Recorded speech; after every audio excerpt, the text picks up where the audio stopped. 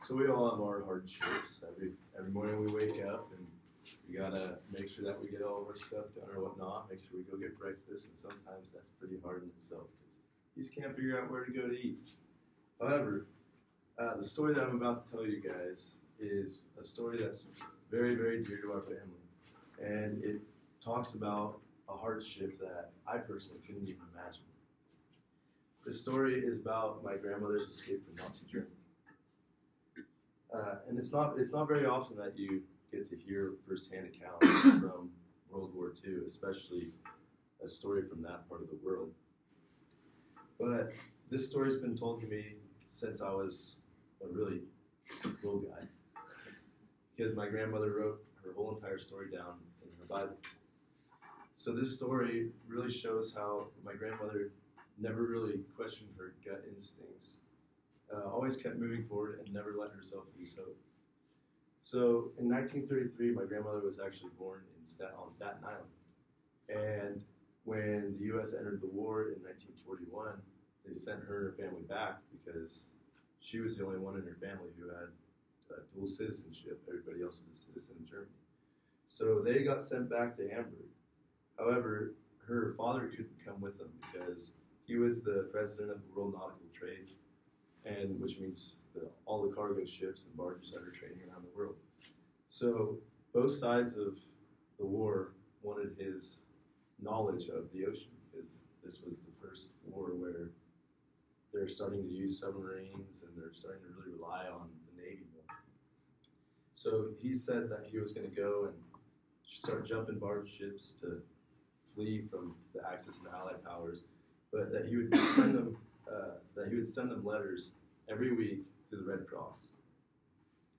So they get to Hamburg and they meet up with their family who's there, and my grandmother's father sends the first letter. He says, "Get out of Hamburg as soon as you can. It's not safe there." And he was right, because Hamburg was one of the biggest factory cities in Germany at the time. So obviously that would be a good target for the Allies. So they start to leave Hamburg, and they figure that the best way to do it is by train.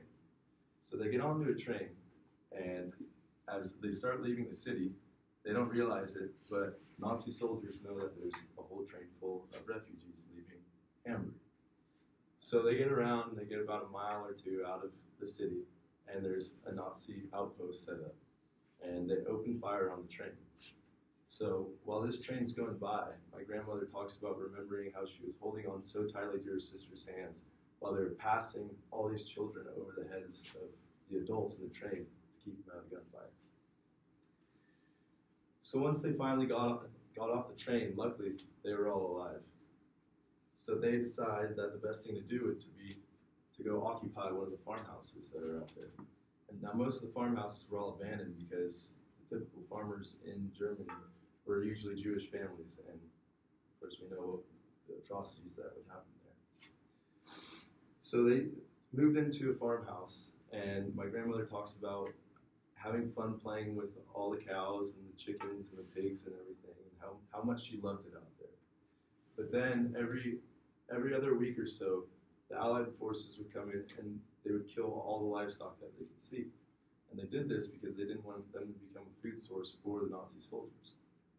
My grandmother says she remembers as the Allies would come overhead and kill all the livestock, people would come rushing out of all the houses with their butcher knives, and they'd start cutting up all the carcasses and taking as much meat as they could. And fist fights would break out because people really were desperate for this food. So while they may not have been face to face with soldiers, they were still really fighting this war. So when the Nazis started to retreat even further, they decided that they probably should get out of the countryside. So they went even further down and they found an old hunting cabin. So they lived in the hunting cabin, and this is where they ultimately rode out the rest of the war. But my grandmother remembers she saw the planes that flew overhead there as they went to go bomb Hamburg, which is where the rest of the family ultimately died. But I think that this story this little brief amount that I was able to tell you guys probably doesn't seem brief.